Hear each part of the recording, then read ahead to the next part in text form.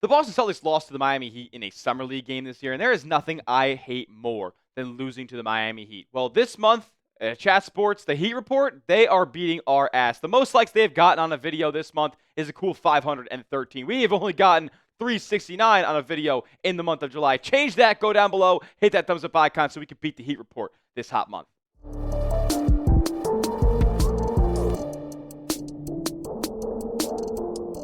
What's going on, Green Teamers? You're watching Celtics Today by Chat Sports. I am your host, Tyler Smith. And on today's show, I had to just take matters into my own hands a little bit and address the biggest elephant in the Celtics room, and that is that this front court is absolutely atrocious. So we're going to go over 3 trade targets to bolster the Celtics front court at that 4 and 5 spot. Because right now, shield your eyes, or I guess look ahead at what's going to be on the floor down low for Boston this year. It ain't pretty.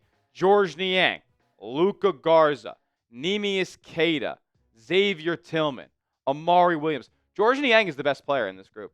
Georges Niang, also, I wouldn't really consider a front court piece because, 1, he kind of operates on the perimeter, and 2, he couldn't defend a tree. So he's not really the kind of guy I'm thinking could battle down low and defend some of these bigs in the NBA. That's really not his archetype whatsoever. He's going to be that outside shooter and kind of get in the head of other opponents. That's kind of the role that he plays in this league. But who knows if he'll even be on the roster midway through the season. Luka Garza, you take a flyer on him. Didn't get much run over in Minnesota in his short career so far, but he expects to be a pretty solid offensive piece. Got to work on the mobility and the defense there. Neemias Queta, I have my issues with. He is, your typical around the rim big, rim protector, can rebound a little bit, but the hands aren't the best, and the overall offensive IQ hasn't really developed there just yet for Queta. Xavier Tillman, I don't really know. He locked up Luka Doncic for a couple of possessions in that NBA Finals. Shout out to my guy, producer Coop, who I'm sure watched all of those plays back and forth. But outside of that, he's been a non-factor for Boston. Quite frankly, seems out of shape for the most part, and who knows how much tech he'll be getting this season. And then Amari Williams, the second-round pick, who knows? He's a rookie. Didn't even get that much burn in Summer League. And then that brings me to this point. Since the year, the calendars, the computers shifted to the 21st century, this might be the worst front court of all time. I'm not joking. This might be the worst front court that has ever been trotted out. It's definitely the worst front court that's ever been trotted out by a team that's a year removed from winning an NBA title. That is for damn sure. This front court needs to be improved, especially if the Celtics are, believing in what Brad Stevens has been saying to the media, that they want to be competitive in a wide-open Eastern Conference this year. They're going to have to make an improvement down low, or they're just going to get run out of the gym and get cooked on the inside, which has been kind of an issue for them in the past as well. Without further ado, though, let's get into the front court trade targets for Boston. We're starting out with an absolute homer, and that is Domantas Sabonis over with the Sacramento Kings. And I know many of you guys who probably watch Sabonis on a regular basis are probably cringing a little bit because he's not the best overall defender, but let's be honest, the Celtics need another couple of bucket getters on this squad after getting rid of Kristaps Porzingis and Drew Holiday, and they're lacking in some of those areas right now, and obviously this season they'll be without JT. We know that Sabonis can put the ball in the cup, and he can do a lot more with the basketball in his hands as well. A dominant rebounder, especially in the offensive glass. He is really good court vision, can pass out of the high post, out of the short roll as well. One of the best pick and roll big men in the entire league. And he isn't making that much money in the grand scheme of things. I know it's close to $50 million annually, but it never hits that mark during the next 3 years on his deal. And as time goes on in the league, we'll continue to get higher and higher salary caps. A new TV deal will kick in down the line. That contract will look pretty decent in a couple of seasons, and then 2 of those years, which Jason Tatum will be a part of. Now, Sabonis, like I said, he's stat sheet stuffer, man. Triple-double machine. He's been averaging nearly anywhere from 6 to 8 assists over the last 5 seasons. So he's been, a quasi point guard type of player. He'll bring the ball up after getting the ball, after bringing down the rebound and, run the break a little bit for the Kings as well. And the 3-point shot is not super high volume, but it is there as well. He has a really expansive offensive skill set. Obviously, I mentioned the defense is rough, but this is a player who, you're going to be banking on to do a lot of things for you on one side of the floor, and whatever he can give you in drop coverage or what have you on the defensive end, you'll kind of take that. Decent around the rim as well. Now, Boston would have to give up a haul to get him. Not necessarily a haul as in, they got to trade Jaylen Brown or Derek White or something like that, but he makes a lot of money. Like, naturally, the Celtics are going to have to combine a bunch of contracts in order to do so. Now, in order to make a trade to Domantas Sabonis, if you're not trading Jaylen Brown, then you need to get under the second apron in order to aggregate contracts. So a move around the margins needs to be made in order for this to even be a possibility. And while I say that, it is a very low possibility that anything like this ever materializes.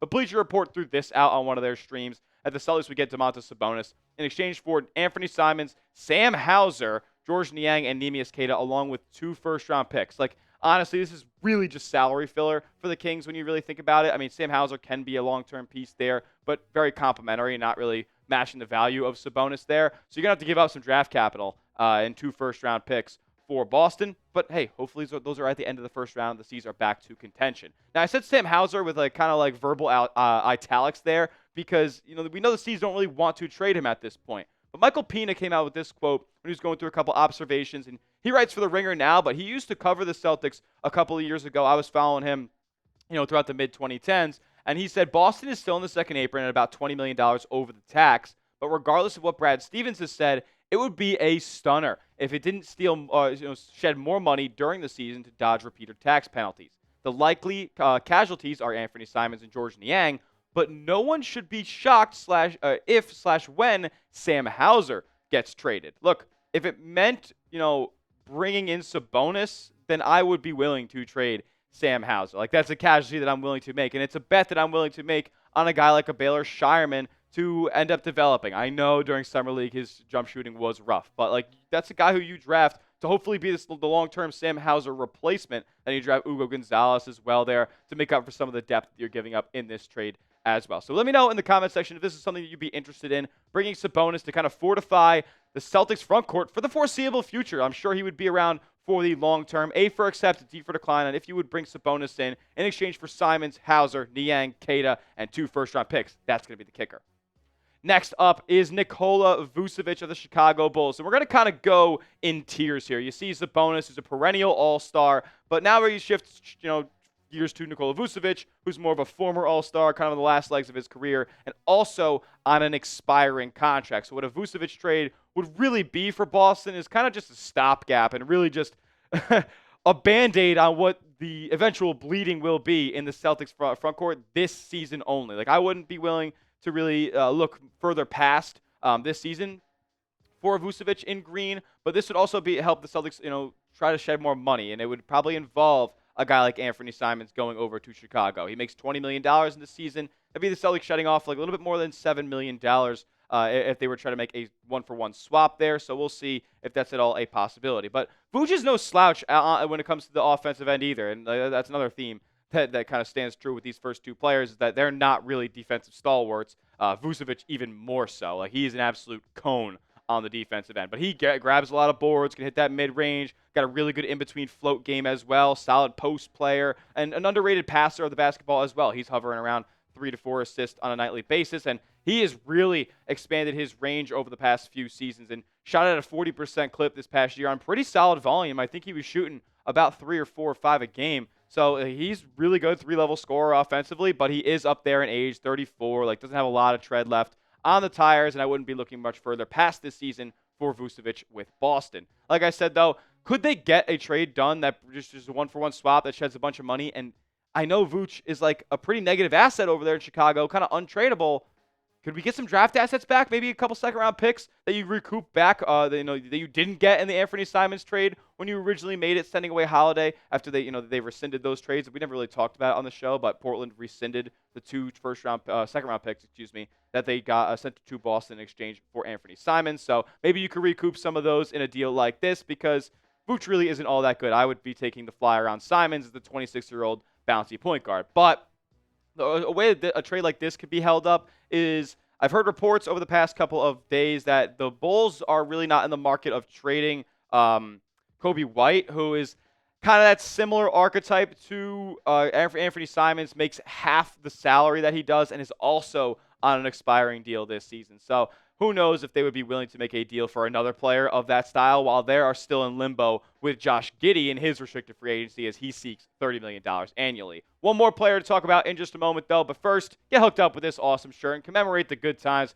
back in 2024 when Xavier Tillman was locking up Luka Doncic in the 2024 NBA Finals. And get yours today at this link right here, chatsports.com/champ sale. It's got all the caricatures of all the contributors on there. I think this is a really fresh t-shirt, and it's summer out. So show off the guns a little bit with this fresh Celtics tee. It's really cheap as well, like over half off. Get it at this link. Again, chatsports.com/champ sale. It's in the comment section. It's in the description of today's video. Go click it down below and help us out as we get a couple of the proceeds when you use our link.